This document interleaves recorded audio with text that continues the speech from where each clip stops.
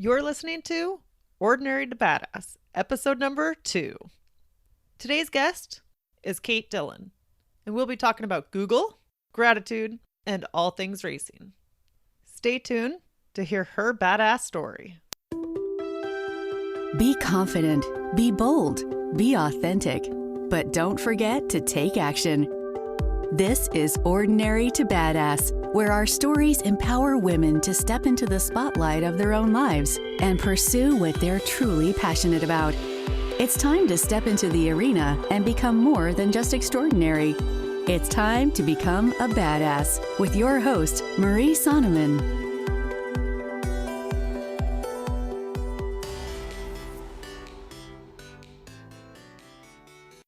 Today's guest is Kate Dillon. Kate, thanks for being here. Thank you for having me. Yeah, super excited to have you on the show.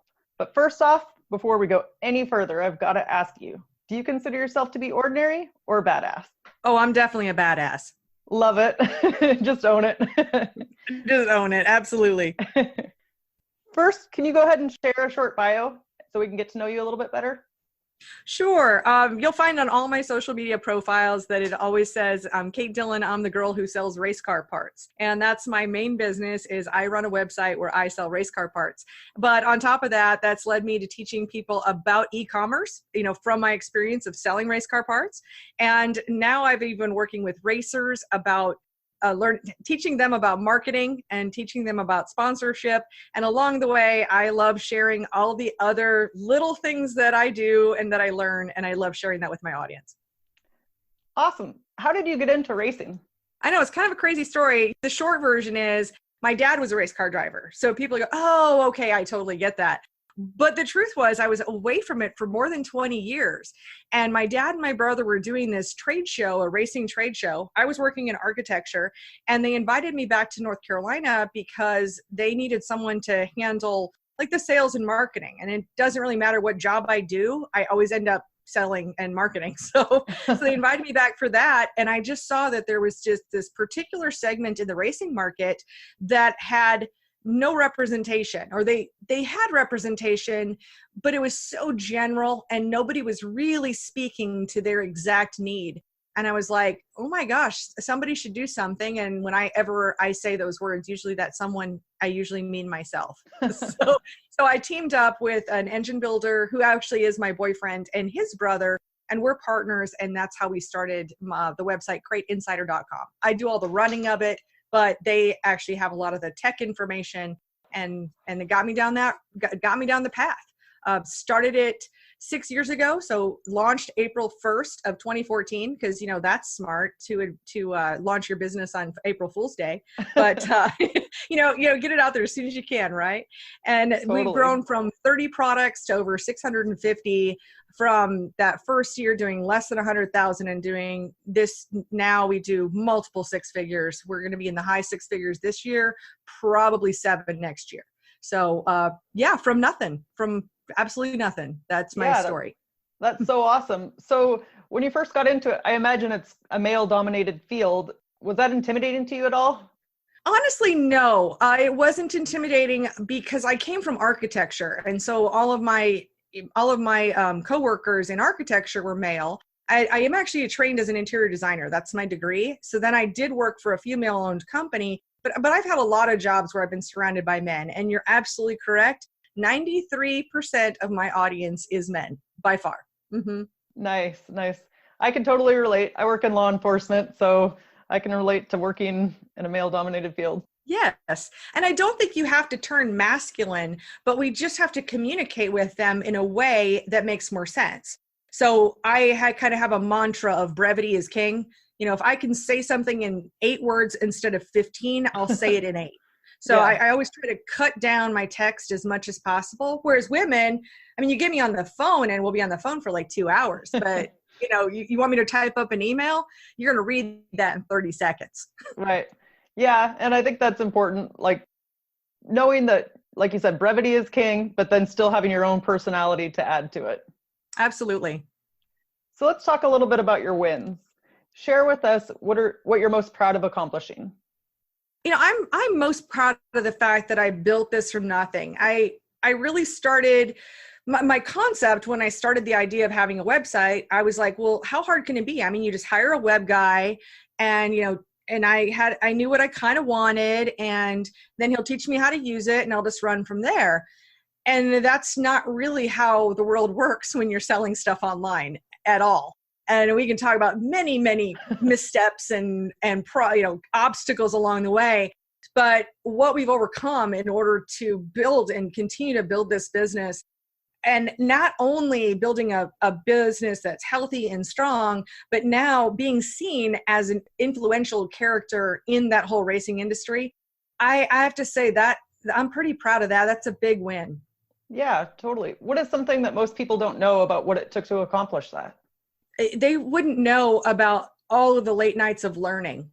The problem when I started was that I didn't even know what I didn't know. So if you're in a position where you don't even know what to type into Google, that's when that's hard. But if you can at least get going on the path, because what happened was, and maybe some women can relate to this. So I did this racing trade show with my family, and there was a web guy there. And so I decided to work out a deal with him. He supported the racing trade show. He made websites for some of these racing series and things, and thought, hey, this would be somebody good to hire. He's got good looking websites and all of that. And so I wanted to hire him, and I went ahead and paid him up front. And the first visit, because he lives like 4 hours away from me, so the first visit, and his wife was there, and I don't think anything of that, but that meeting was done, and later on, like 2 weeks later, he tells me that his wife saw me and wants to make sure that she's always present if we're going to work together. And oh, goodness. Yeah, it was like that. And then he would drag his feet. He wouldn't get stuff done. Finally, I had to tell him, like, dude, I'm going to show you, either work on my website or I'm going to show up at your doorstep, because I didn't have any other recourse. I'd already paid him up front. Right. And so he sort of like, finally I did just go there. He said that would be a good idea, but I had to be gone before his wife came home. I know. We're both shaking our heads right now because it's ridiculous. And I just wanted to get my website done, and it was about halfway finished. And after I left there, he then later sent me an email, because I was sending him more content, and he sent me an email and says, Kate, I've done all the work for you that I'm going to do. So here I was with a half-finished website, no online store. My trade show job was done. I didn't actually have another job. And here the web guy fires me. What am I going to do? I couldn't afford to hire another web guy. This guy I've already put on my credit card. And we didn't know what to do. So from there, I just had to figure it out. I learned enough in that session with him to finish it enough to get it going.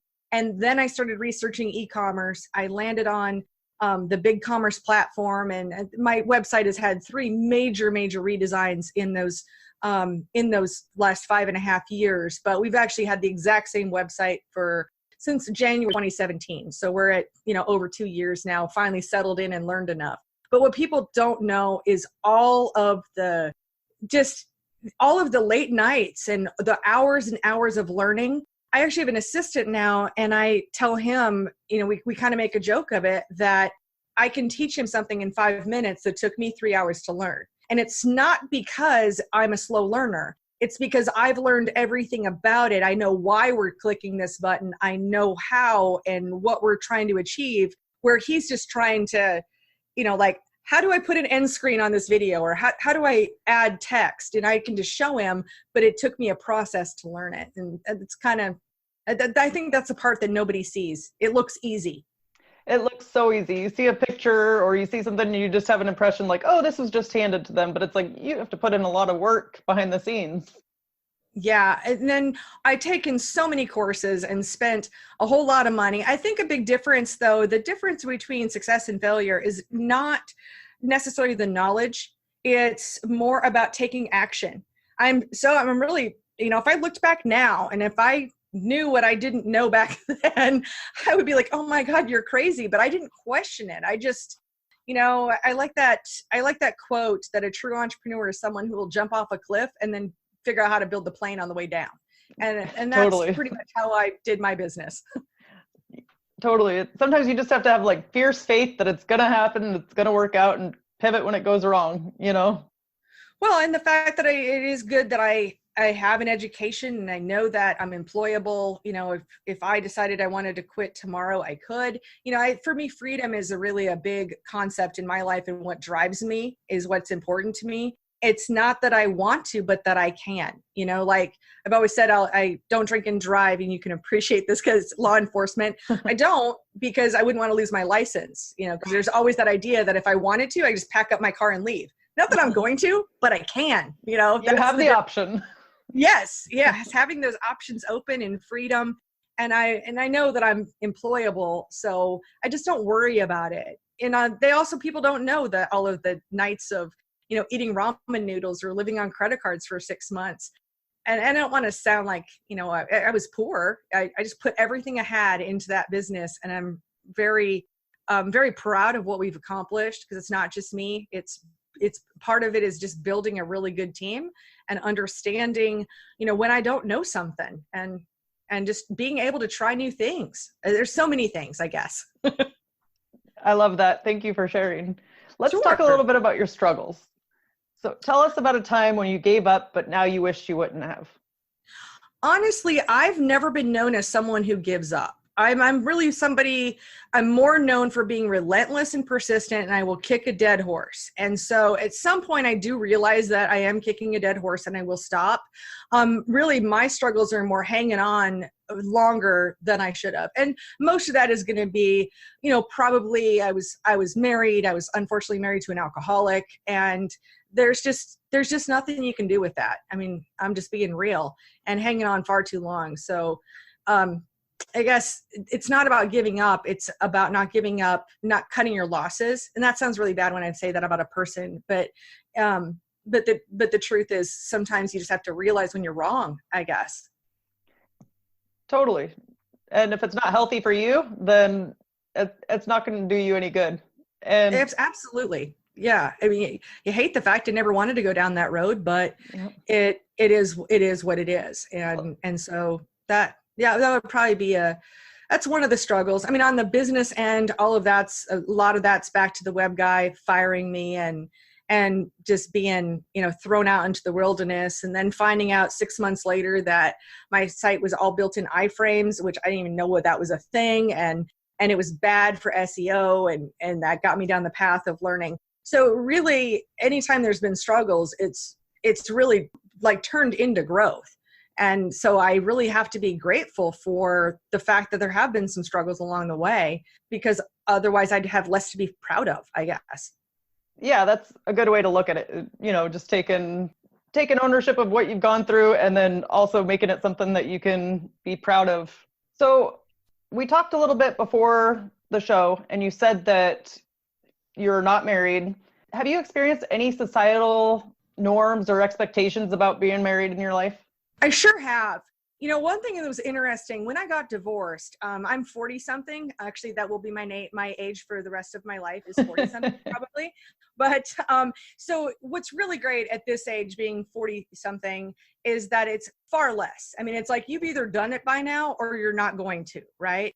But in my 30s, when I was married, and then shortly at some point, of course, I was divorced, I did have the opportunity. My stepson decided to live with me for a couple of years. So I had him from the time he was 13 to 16.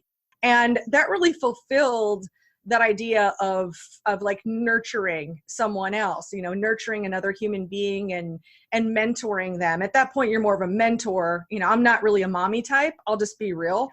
I mean, I'm not oh my God, let me kiss the babies. You know, I'm like, oh, your kid wants to drive. Hey, let me take them out and we'll have a good time. You know, like that's more, I mean, I'm more of a mentor. And it's what's really great at this age now that I don't experience that as much, but I've also reached a point in my life finally where previous to this, I've had amazing mentors throughout my whole life. And I'm so grateful for all of just all of that knowledge. I mean, I've gone from one boss. It's not that I've had that many jobs, but we all move, life changes, things like that. But I can say that each of those was a mentor in their own way. And I was so grateful. And then here I am now as a business owner. And then I finally understand what it's like. And you get that feeling of, okay, I have achieved something. I'm not top of the hill. I'm not king of the mountain or anything, but I've achieved something. And now it's time for me to want to offer that to others. And I have, now with my assistant, he's 21. He's actually my boyfriend's son. And I've seen him grow up in the last, 6 years. So I've known him since he was 15. Now he's my video editor. It's his first year as a race car driver. And I've helped him get sponsorship for his race team.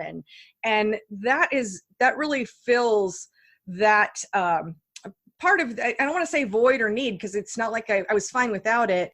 But Right. then the other piece of it is I also am able, because I've learned about marketing, I can also take and I can share these pieces of knowledge with anybody in the whole world, by the videos that I do on YouTube or putting things on my blog that I don't know who I'm reaching, and whether that person is 13 or 55, it doesn't matter. We can all use a mentor. We're not really determined by age. And I know that I help people because I get the messages and they're like, so thankful for your videos. Thank you for your information. And so I guess that's where I'm at. I'm, again, not a mommy type, but I'm a mentor. And I've just found a different way to channel it. So what would you suggest for somebody trying to find a mentor? I think what makes it so that people wanted to mentor me, it was never official, like, I am your mentor and you're my mentee. It was, I was a boss, but I was curious. I wanted to learn more. I never showed up at a job just to be somebody who punches a clock. Even when I worked in restaurants, I think it starts from day one. When we look at the job relationship, if you're in a job and whoever your boss is, but one thing I've noticed in other people is that anytime I have a job and maybe somebody calls and they're like, hey, do you do such and such?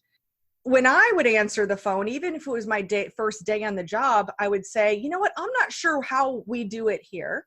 Or if, later on, I'd be like, yeah, we do it this way or this way. The difference is that other people would answer the phone and say, you know what, I'm not sure what they do. When you separate yourself as you versus them, then you're really showing a separation from those around you.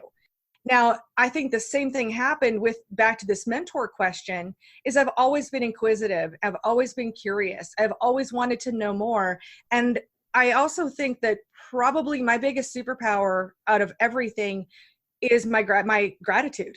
And it's not fake. It is absolutely real. One of my first jobs, I was a traveling salesman. I traveled all over the country. I lived in hotels, and the boss, traveled with us, and she was a woman, and we happened to wear the same shoe size. And she loved going shopping, so she'd buy all kinds of just all kinds of stuff. And then her hand-me-downs were things that she wore 3 times, and she would give me shoes or clothes or whatever. And it wasn't until years later, it's not that I was like the favorite, not that I was like her pet or anything. I wasn't a suck up or a brown nose, none of those things. What I learned years later, and I didn't even consider it or think about it for a moment, but someone else told me, do you know why she likes to give you all that stuff? And I said, no, I don't know. Maybe she likes me. She goes, no, it's because you're grateful. Because anytime she gives you something, you are so grateful to have that it makes her feel good in order to, when she gives it to you. Right.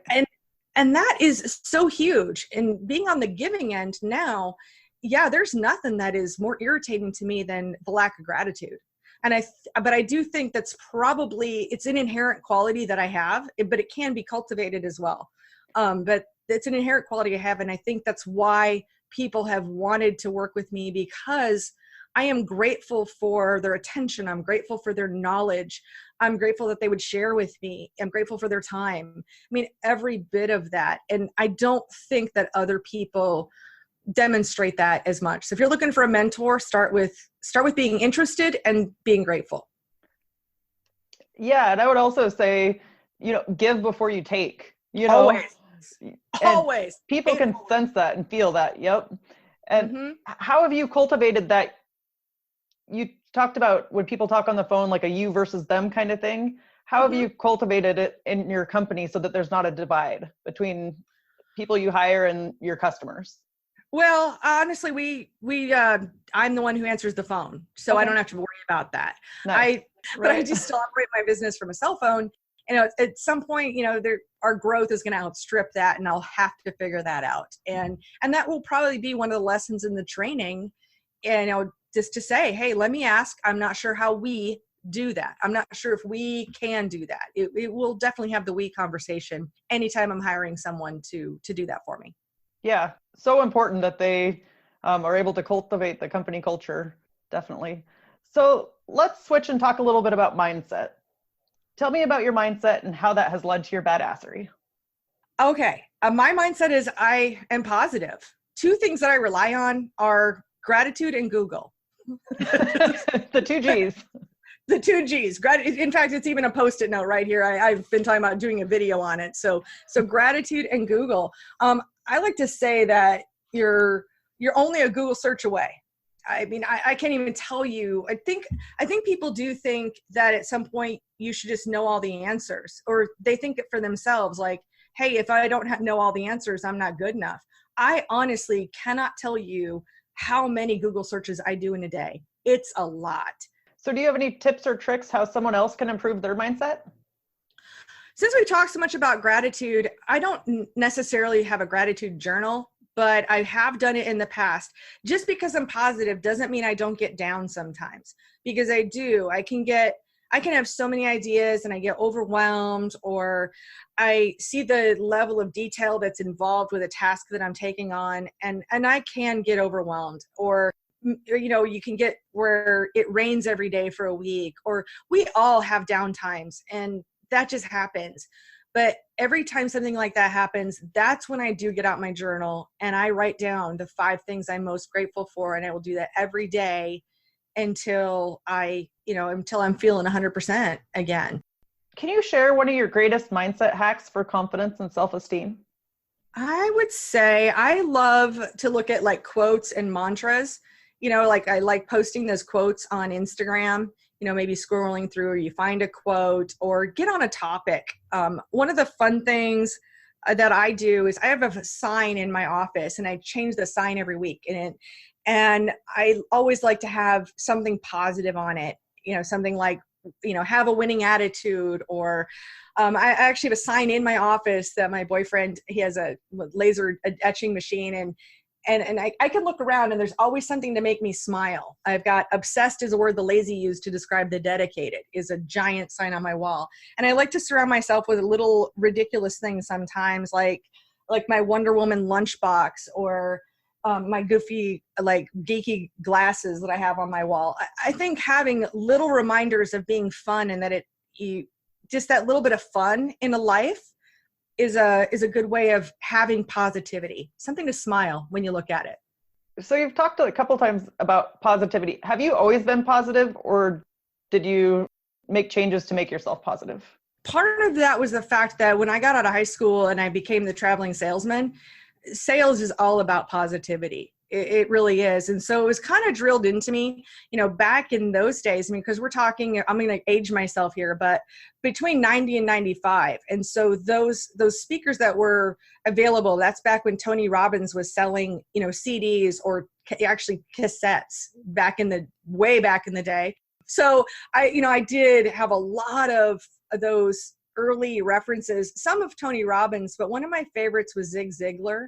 I love him. And Me too. In finding some particular words to live by, Dr. Wayne Dyer, a quote that really resonated with me, and this was back when I was 18 or 19 years old, is he said, "You are the sum total of the choices you make in your life." And when you can really own that, I think the difference in how you can become positive is, number one, being accountable and taking ownership. And I don't blame anybody for anything that's happened in my life. It is what it is. Bad things will happen. They just will. But how am I going to make choices? You can accept the bad things, and they are what they are. But our choices, if we start blaming our choices on somebody else and start doing a cop-out there, that's where I think a problem happens. I think accountability is huge with me. And I think part of that leads to positivity, because if you can own your bad decisions, then you can really own your good decisions, and you can get behind those, and you can really play to your strengths rather than just focusing on your weaknesses. And there's just no point in the negativity. There really isn't. Totally agree. And then just taking ownership of it rather than beating yourself up over something. Just be objective about your bad and your good decisions and move forward. Absolutely. Do you have a mantra or a meditation practice? I do not.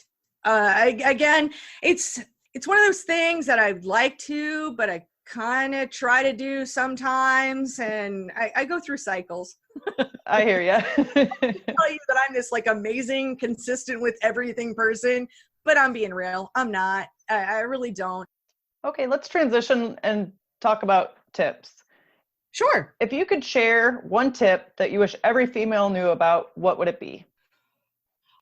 Honestly, one tip I would have would be to just, again, own it and being accountable. I'll tell you a story. And back when I first started my business, nobody really knew that there was a girl who was running this website selling race car parts. Well, and I went to my first digital marketing conference about 6 months later. And I went to a couple of the sessions were talking about video. And this is back in 2014. And they were talking about how powerful it was and how you could get so much more reach with video and how it was going to be the thing of the future. And you need to be on the video wagon train, right? And I was so incredibly inspired by that. I was like, we need video. I need video for the website. I need video for the website. The thing is, nobody else would get in front of a video camera. So it came down to the fact that if I wanted video, it was going to have to be me.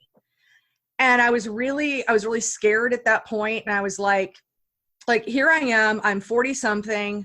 I'm not thin, so I'm slightly overweight. I'm middle-aged. I'm a woman. Wow, nobody's going to listen to me. I'm not even authority. I don't know anything. I just know smart people. But here was the thing. I had a choice. Am I going to live in that fear, or how bad did I want video? I wanted it that bad.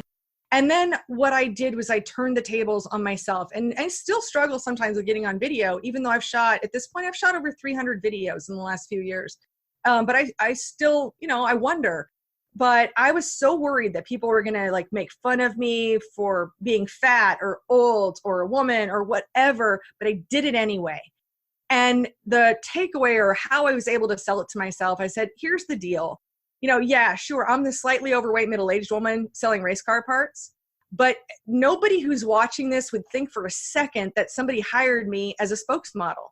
Honestly, it's to my advantage that I'm not, 20 years old, 105 pounds and blonde. If I was that, they absolutely wouldn't take me seriously. And I remembered what it was like to not be taken seriously when I was younger. So I just owned it. And I think that would be my advice. Own whatever your thing is, just own it.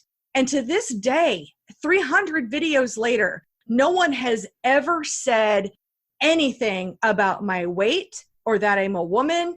I think I've had one, if you can even call it a slightly negative comment. I've had a few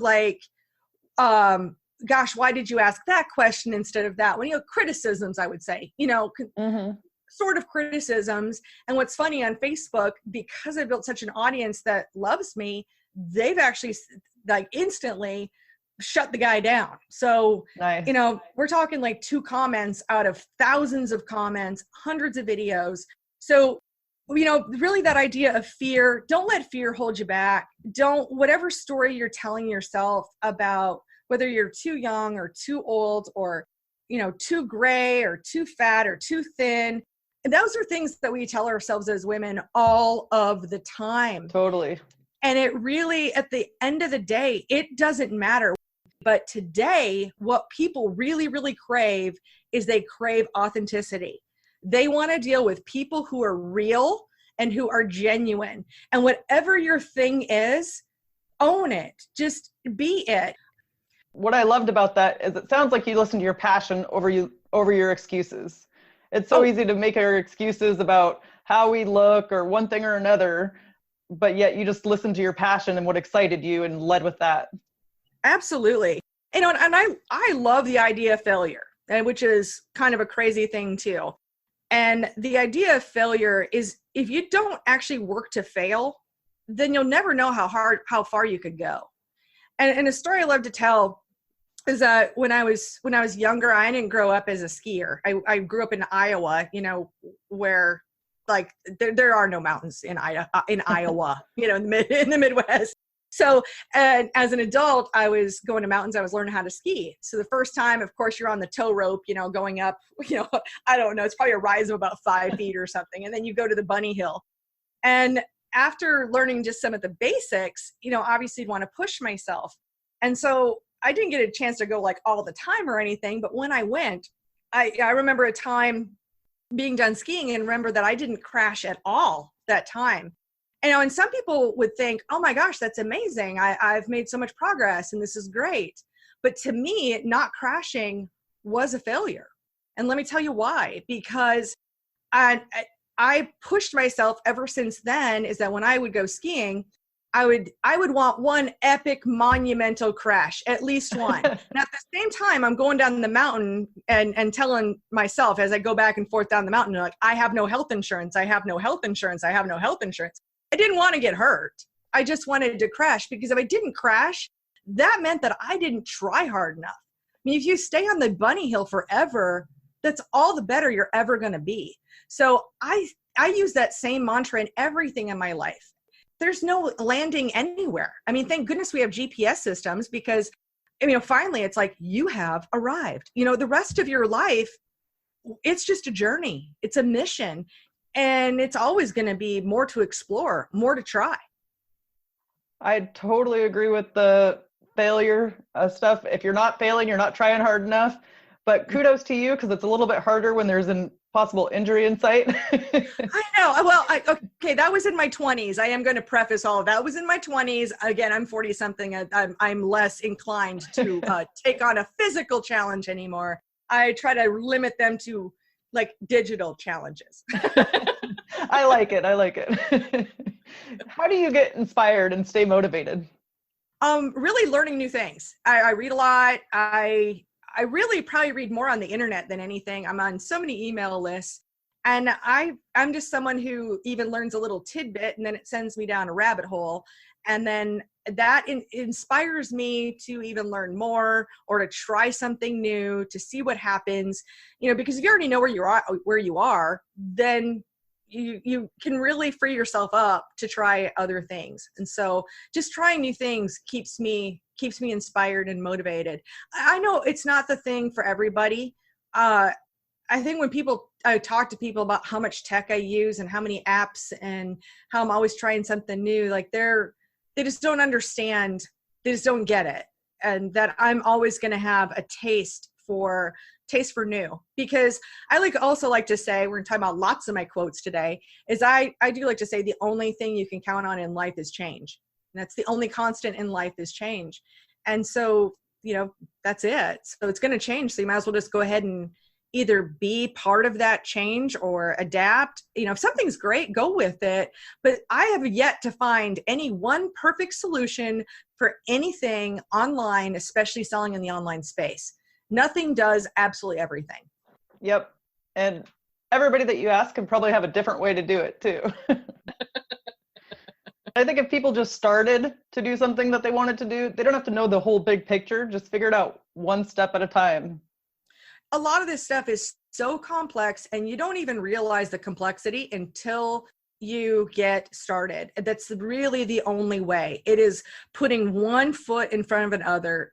You cannot go from like trying to learn addition and subtraction to doing calculus. But if you do it one step at a time, before you know it, like I don't even realize it until I'm talking to like other entrepreneurs or marketers. I don't even realize that I'm on that level because I took it one little baby step at a time. And then of course I'm able to teach people things, and this isn't a brag. I just learn a lot, and I try lots of stuff. I'm wrong a lot, and it's okay though. Doesn't matter. And you work hard to get there, Yeah. So let's talk Absolutely. a little bit about badass advice. And this is more kind of rapid fire questions. What was your turning point for accomplishing your goals and becoming a badass? Okay, I'm sorry, this is not going to be rapid fire. When I knew that I was a badass, okay, when I launched my website, I honestly thought I was going to make more money from advertising than like we were adding the store as an add-on, and I was really going to do tech articles and do advertising. But we pivoted. As soon as the store started to take off, we just went down that direction.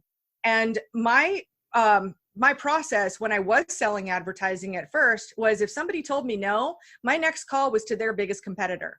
And that's how I operated. But then as a store, I wanted to be a dealer for, several of these different companies, and I was told no.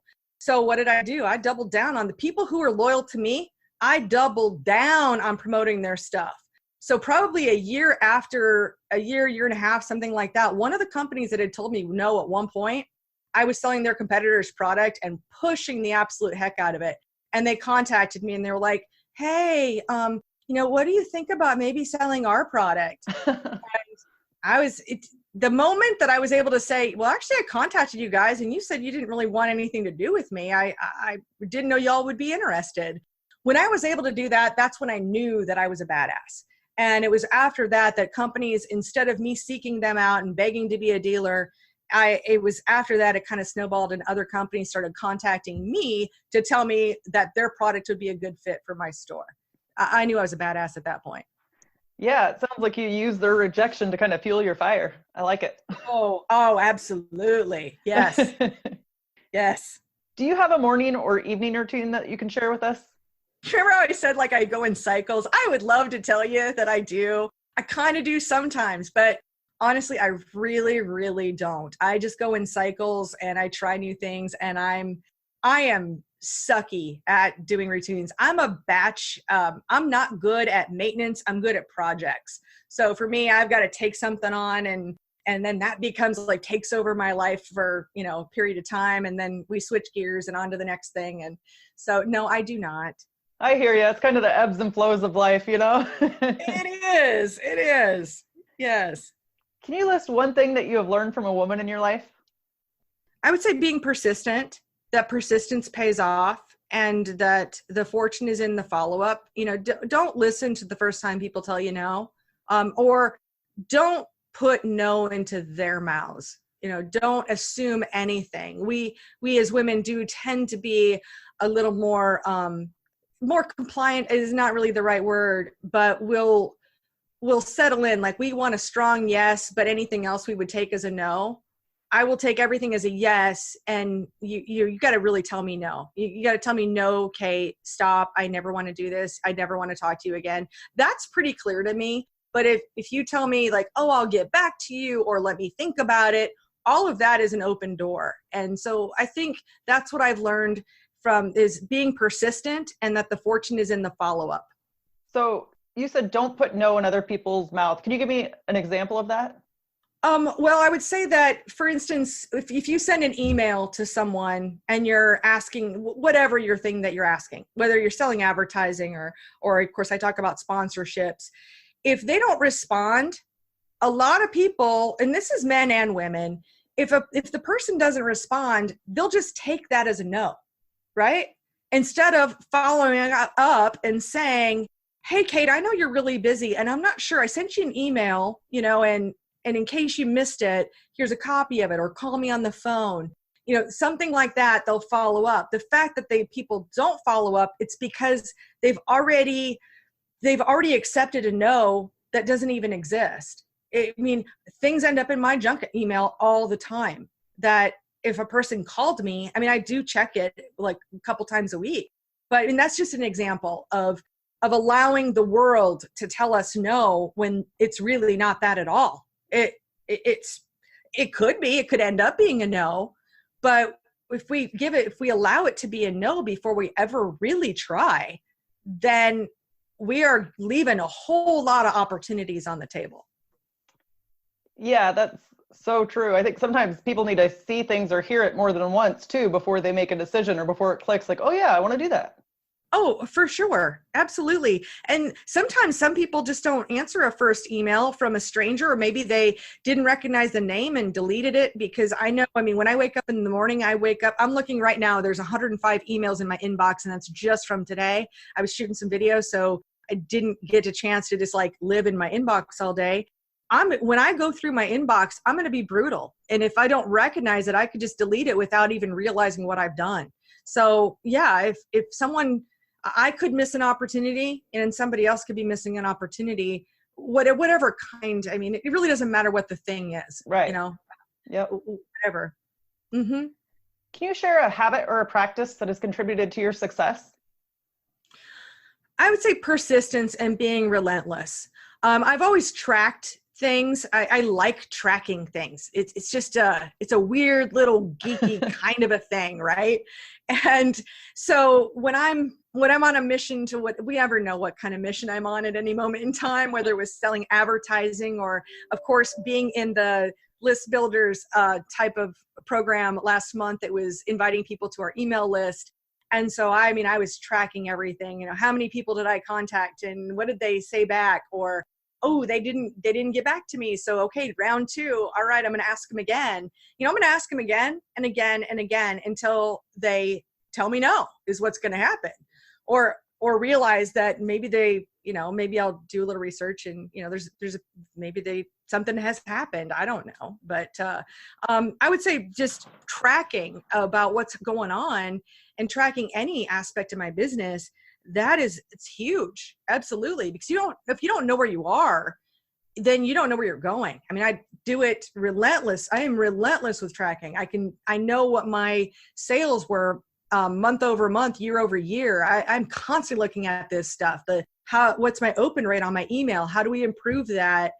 And if you track it, then you can, it shows that you're paying attention.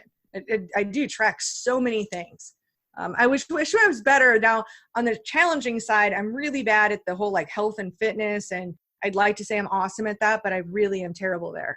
And I try, but no, I'm not very good at that. But business-wise, I'm really good at that. What is your favorite way to track things? Is it by a certain app, or you just use an Excel program, Microsoft Word, journal? It really depends on the thing. So for instance, if there are goals that I'm trying to reach, then I will put up pieces of paper around my office. So my original goal for this year, for instance, was I wanted to double my sales. I really did want to hit that $1 million mark with my business when I started the year. A few months in, I realized how much more work, like how much more scaling that was going to be. And so I really dialed back and I didn't want to go quite that far.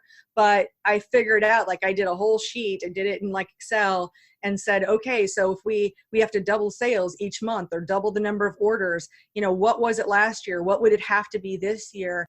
And then I write it down every single month. How many orders did we have and how much sales did we have?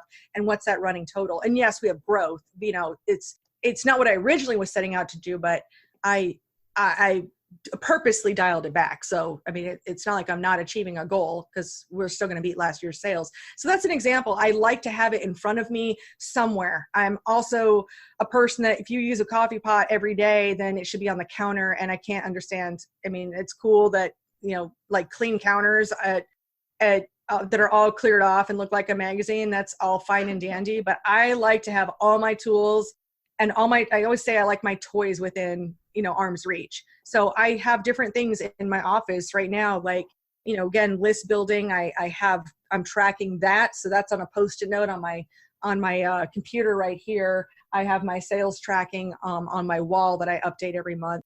And then other stuff is digital. It just depends on what the time frame is. And when you're tracking people, like people that you're contacting, that I use Excel for. I like it. Personally, I keep things simple, so I can relate to that.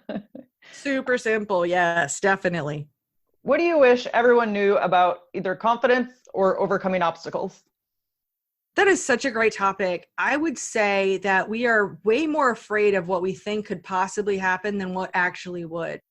And that the best way to overcome obstacles and to boost confidence is just to take action, even if it's imperfect action, but taking action. You know, and one example I can give you is it's so weird. I even though I've shot so many videos, anytime I'm getting ready to do to shoot some video, I do get nervous all over again. I got to check my lipstick like 5 times and get sips of water and go to the bathroom. And I can procrastinate my way.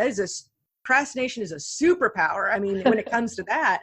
But what I find is that once I get going, if I can just make myself do that first one, then I'm good from there. And it's just taking the action. I don't know what the heck I'm afraid of. I really have no reason to be afraid. I have no idea why I still get nervous, but I do. And the only way to get over it is just to simply take action. That's it. Take action. How often do you read? And can you recommend a book and share why? Sure. Yeah. I go through cycles. I would say one that's been my favorite here recently, I have a couple, would be the subtle art of not giving an F. Uh-huh. But here's the point of it, though, is that we give a lot of weight to stuff that doesn't matter. So it's not about not giving a darn about anything out there. What it is that we need to save our darns for things that are actually important. And things that are important, go all in and care, give it every bit that you got. But for the other stuff that just doesn't matter, like, stop wasting time on that. And I think that's the biggest point of the book. And that was a really good one.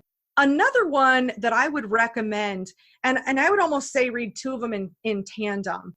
And the author is Paulo Coelho. And his famous book is The Alchemist. And it's a wonderful story. I don't actually read a lot of fiction. I read a lot of business books, but I don't read much fiction.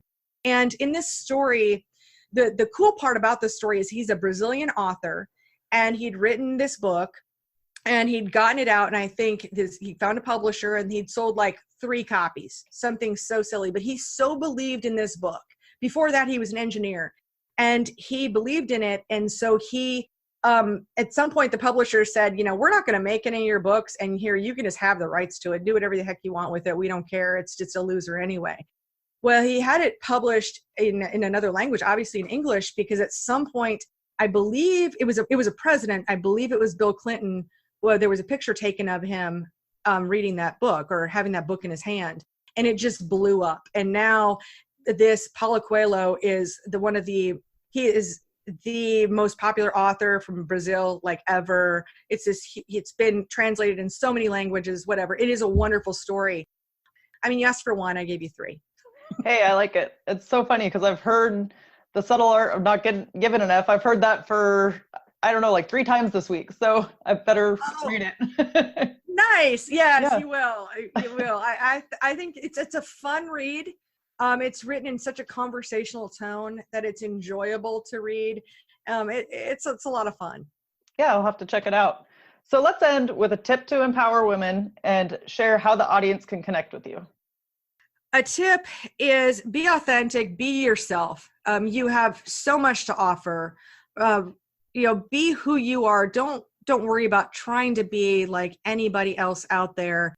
Be you, own it, and amplify it, make it big, and share it with the world, because everybody does have something special about them that they can share. And I just want to encourage you to do that and not hold back, or don't try to be anybody else. It just doesn't work anymore. And how you can connect with me, my website is katedillon.com.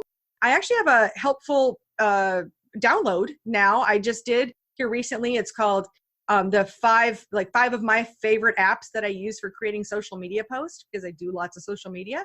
And that one can be downloaded at katedillon.com/5-apps, APPS. So the number 5-APPS.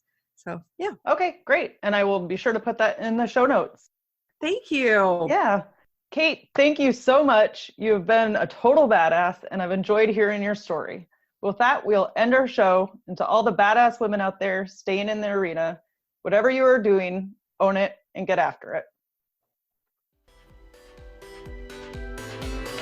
Now that you've listened to this episode of Ordinary to Badass, we want to hear from you. Go to our website, ordinarytobadass.com/podcast, and submit your own experience on how you took your life from ordinary to badass, and get the chance to be on a future spotlight episode of the show. That's ordinarytobadass.com/podcast. While you're waiting for the next episode of the show, wipe off the sweat, dust off the dirt, and get back in the arena.